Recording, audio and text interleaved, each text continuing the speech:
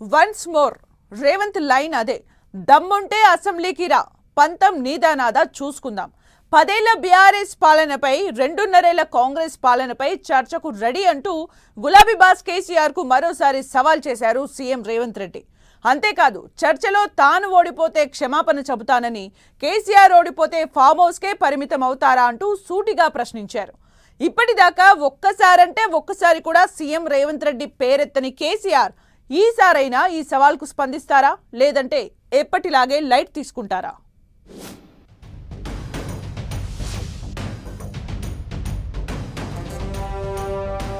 మరోసారి కేసీఆర్ కు CM Revanth open challenge.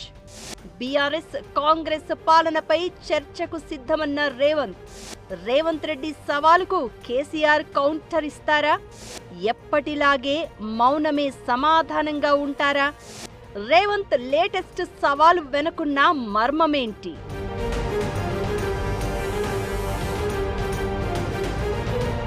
Telangana politics లో మరోసారి సవాళ్ల రాజకీయం హీటెక్కిస్తోంది. వన్స్ మోర్ అంటూ గులాబీ బాస్ మాజీ సీఎం కేసీఆర్ కు ఓపెన్ ఛాలెంజ్ చేశారు సీఎం రేవంత్ రెడ్డి. 10 ఏళ్ల పాలనలో తెలంగాణకు బీఆర్ఎస్ ఏం చేసిందో, కాంగ్రెస్ అధికారంలోకి వచ్చిన 2.5 ఏళ్లలో ఏం జరిగిందో అసెంబ్లీలో ప్రజల ముందే చర్చిద్దామంటూ సవాల్ చేశారు. సీఎం రేవంత్ రెడ్డి చేసిన వ్యాఖ్యలు ఇప్పుడు పొలిటికల్ హాట్ టాపిక్ గా మారాయి. నేరుగా కేసీఆర్ ను టార్గెట్ చేస్తూ అసెంబ్లీలో చర్చకు రావాలని రేవంత్ చేసిన సవాలుపై పెద్ద చర్చే జరుగుతోంది. అంతేకాదు, చర్చలో తాను ఓడిపోతే ప్రజలకు క్షమాపణ చెబుతాను అని, కేసీఆర్ ఓడిపోతే ఫామ్ హౌస్ కే పరిమితం అవుతారా అని ప్రశ్నించారు. పాలమూరు రంగారెడ్డి ఎత్తిపోతల దగ్గర నుంచి మొదలైన రాజకీయ పోరు ఇప్పుడు నేరుగా అసెంబ్లీకి చేరుకునే పరిస్థితి కనిపిస్తోంది. ప్రాజెక్టు పనుల పురోగతి, గత ప్రభుత్వ నిర్ణయాలు, నీటి వినియోగం, నిధుల ఖర్చుపై తీవ్ర విమర్శలు చేసిన సీఎం రేవంత్ రెడ్డి మాజీ సీఎం కేసీఆర్ తోనే ఢీ అంటున్నారు. అందుకు అసెంబ్లీనే సరైన వేదిక అని చెప్పకనే చెబుతున్నారు.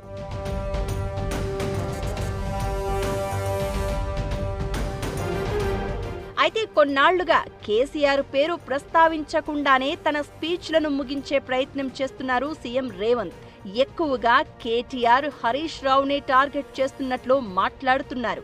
కానీ ఆల్ ఆఫ్ సడన్ గా మరోసారి కేసీఆర్ కు ఓపెన్ ఛాలెంజ్ చేయడం వెనుక మరో రాజకీయ కోణం ఉన్నట్లు టాక్ నడుస్తోంది.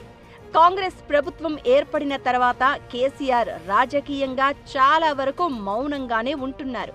అధికార పార్టీ నుంచి ఎన్ని విమర్శలు వచ్చినా, రేవంత్ రెడ్డి ఎన్నిసార్లు కేసీఆర్ ను ఉద్దేశించి పర్సనల్ అటాక్ చేసినా, దమ్ముంటే అసెంబ్లీకి రావాలి అని సవాల్ చేసినా గులాబీ బాస్ రియాక్ట్ అయిన దాఖలాలు లేవు. సీఎం రేవంత్ రెడ్డి పేరును కూడా బహిరంగ వేదికలపై ప్రస్తావించకుండా కేసీఆర్ వ్యూహాత్మకంగా వ్యవహరిస్తున్నారు అన్న ఒపీనియన్స్ ఉన్నాయి.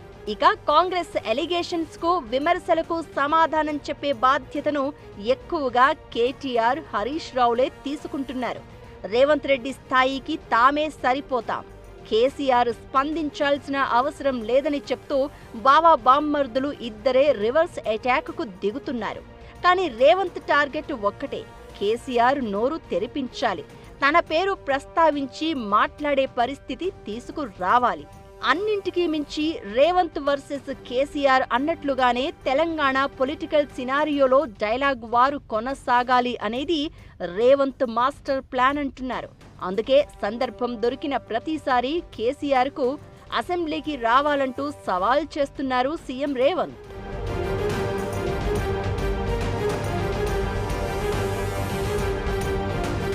రేవంత్ రెడ్డి సవాల్ను కేసీఆర్ స్వీకరిస్తారా? అసెంబ్లీలో చర్చకు వస్తారా? లేక ఇప్పటి వరకు అనుసరిస్తున్న వ్యూహాన్నే కొనసాగిస్తారా? ఇదే ఇప్పుడు తెలంగాణ రాజకీయాల్లో ఇంట్రెస్టింగ్ టాపిక్ గా మారింది.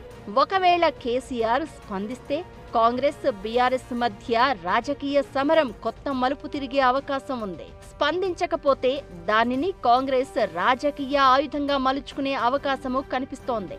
పాలమూరు రంగారెడ్డి ప్రాజెక్టు నుంచి ప్రారంభమైన ఈ రాజకీయ సవాళ్ల పర్వం ఇప్పుడు తెలంగాణ పాలిటిక్స్ ను ఎటువైపు తిప్పుతుందోనన్న టాక్ నడుస్తోంది. అయితే ఎన్నికలకు ఏడాది ముందు కేసీఆర్ ఫుల్ యాక్టివ్ అవుతారని బీఆర్ఎస్ నేతలు ఎప్పటి నుంచో చెబుతున్నారు. కేసీఆర్ సమయం సందర్భం చూసి ఎంటర్ అవుతారని, ఆయన తమ తురుపు ముక్క అంటూ ఈ మధ్యే కేటీఆర్ కామెంట్స్ చేశారు. అయితే ప్రస్తుత రాజకీయ పరిస్థితుల దృష్ట్యా రైతాంగ సమస్యలు, నిరుద్యోగుల ఆందోళనలు, హామీల అమలు వంటి అంశాలపై గులాబీ బాస్ జిల్లాల టూరుకు రెడీ అవుతున్నారన్న టాక్ వినిపిస్తోంది. అందుకే సీఎం రేవంత్ రెడ్డి కేసీఆర్ను ఉద్దేశించి సవాల్ చేశారని అంటున్నారు. అసెంబ్లీలో చర్చిద్దామంటూ ఛాలెంజ్ చేసి కేసీఆర్ను కార్నర్ చేయాలి అనేది రేవంత్ ప్లాన్ గా చెబుతున్నారు. సీఎం రేవంత్ రెడ్డి విసిరిన సవాలుకు బీఆర్ఎస్ అధినేత కేసీఆర్ స్పందిస్తారా? అసెంబ్లీ వేదికగా రాజకీయ పోరు జరుగుతుందా? లేక ఎప్పటిలాగే కేసీఆర్ మౌనమే తన సమాధానమంటూ సైలెంట్ గా ఉండిపోతారా అనేది వేచి చూడాలి మరి.